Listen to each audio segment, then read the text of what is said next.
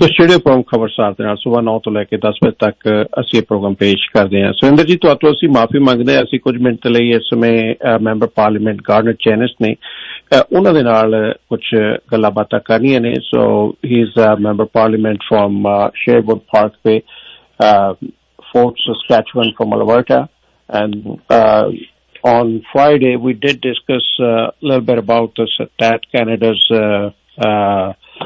numbers. So Garnet, welcome to the show and good morning to you. Good morning. Great to be with you. Good to connect with your listeners. Yeah. So let's talk a little bit first a little bit about this Stat Canada's numbers that they said that economy shed 25,000 jobs in January. And then they also said the unemployment rate is down as well. And my co-host, Gurpreet, he did ask me this question, how come we lost the jobs and the unemployment rate is low as well? So let's talk a little bit about it, and also what the Conservative would have done differently than what the current government is doing. Yeah, so just a quick background on the numbers. So there's the employment rate, which is the total number of people employed as a whole, and then the unemployment rate, which is the percentage of people that are trying to find jobs that are able to find, unemployment rate is the number of people who are in the workforce trying to find jobs who are not able to find jobs. So they do measure slightly different things. So what these numbers show is that although the unemployment rate went down, you had a drop in the employment rate because people were dropping out of the workforce. And one reason for that essentially is people giving up searching for jobs. So people that are struggling to find work, who can't anymore, and who are effectively taking themselves out of job search, out of the category of those that are trying to find jobs. So these are concerning numbers when we see a drop in the overall employment rate, driven in part by people giving up. Now, Conservatives have been sounding the alarm on this for a long time. We've been highlighting the problem of unemployment overall, especially the problem of very low levels of youth employment. In the fall, we actually hit the lowest youth employment rate in over 25 years in this country. So we put forward at that time, and we're still pushing these ideas, a Conservative youth jobs plan that has 4 key areas: unleash the economy, fix immigration, fix training, and build homes where the jobs are. So unleashing the economy, it's all the policies you've been hearing from us about encouraging investment and business growth here in Canada. Fixing immigration, we need to have an immigration system that is aligned with our employment needs, and part of that is better credential recognition. One of the key reasons we're focused on credential recognition is because if you have someone with skills that aren't recognized, that person is forced to compete for an entry-level job against a young person. You know, I know a lot of newcomers, they're willing to work whatever job they can get, but if they're able to use their skills to the fullest, that opens up more opportunities for youngsters who are here. And then fixing training, we need to recognize the value, the dignity of all employment, and train young Canadians where the job gaps exist. I think in the past there has been a lack of recognition of the importance of trades work, and that has led to shortages in trades work. And actually, the Liberals are making that worse because they are proposing to eliminate student grants for students going to private for-profit institutions, which means there are various careers which training at vocational institutions would not be supported. And then building homes where the jobs are, essentially trying to make it easier for young people to go to where jobs are. There are regions of the country where there's lower unemployment that people may want to move to, but they need to.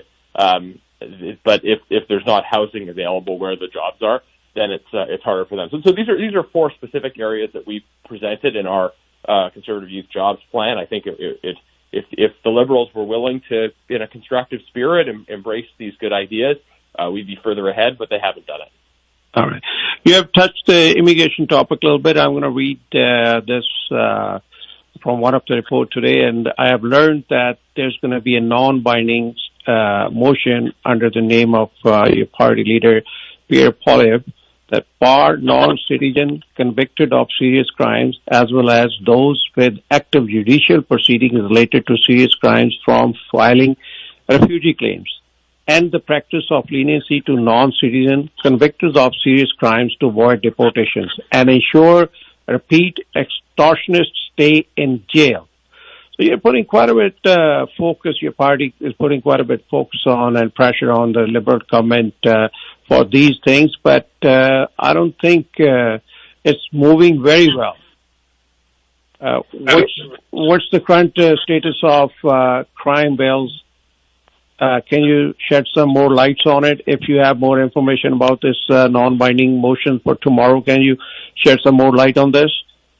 Yeah, sure. So we have from time to time what are called opposition days. This is a parliamentary tool we have for highlighting important issues and trying to get the House of Commons to pass motions, to recognize certain things and force the government to take action on them. We have, as you pointed out, done a lot of work highlighting the serious concerns that Canadians have about crime. And one of the areas of abuse we've seen is that somebody might be here on other grounds. They might have been here for a while, and then they're found to be involved in criminal activity, and then they immediately make a refugee claim once they're charged with a crime. And that's obviously not a serious thing. If you've been here for years, if you came through other channels and you never made a refugee claim before, but then all of a sudden you're charged with a crime and you make a refugee claim in order to gum up the legal process and avoid deportation. Well, that's a misuse of the refugee system, and we want to have the refugee system there for those who are making legitimate claims, not for those who are trying to stay in Canada for as long as possible because of criminality. All right. My next and last question to you will be regarding the election readiness. Global Mail today reported that Carney Ford discussed idea of an early federal election to secure majority. And I've also seen some activities in Ontario, especially in the Peel region. 37 ridings have been opened, and they are closing February 25th. And also learned that Election Canada is looking for space to lease for the election. So what is happening? Will there be a snap elections? Are you guys ready for it, or what's happening with it? Well, so I guess I'll say two distinct things on that. First of all, because the Carney Liberals might well make an opportunistic move, and we don't know, we don't control what they would do. Of course, we have to be ready, and we will be ready. We've got a strong, united team that if the Carney Liberals make a kind of opportunistic move here, then we will be ready to make our case to the Canadian people. But the second thing I'll say is that we have very much been working in a constructive spirit with the government, opposing things we disagree with, encouraging them to do better to solve the problems Canadians are facing, and working to pass legislation that we agree with.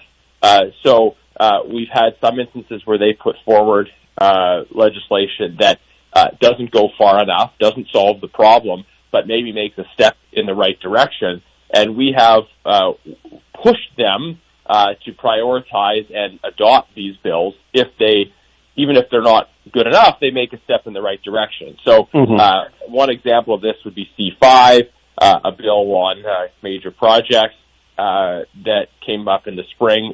We think there should have been broader, deeper reform so that all major projects could move forward. But we certainly supported the adoption of legislation that was a step in the right direction. So I think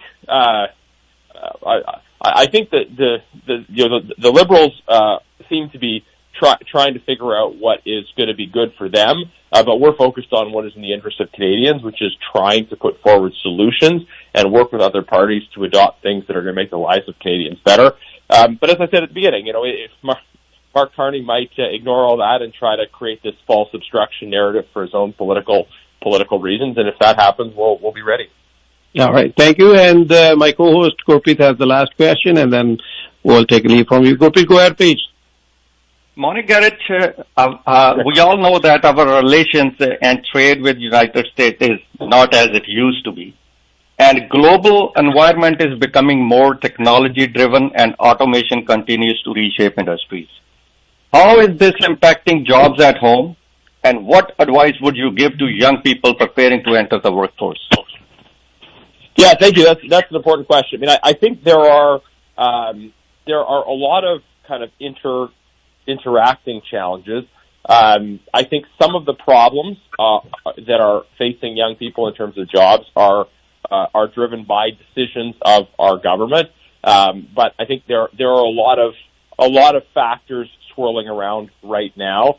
And my advice to young people is a few things, but most critically, for career planning, start early, right? It's in a tough economy out there.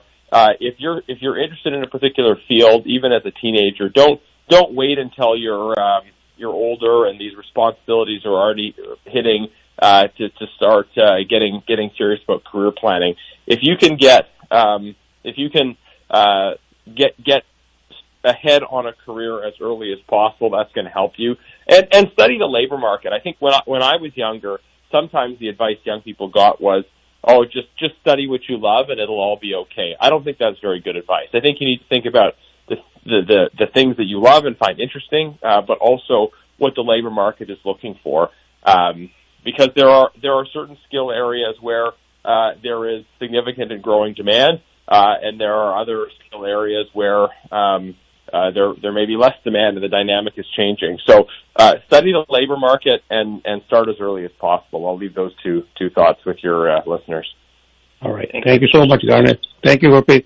Thank you, Garnet. Have a nice day. You too.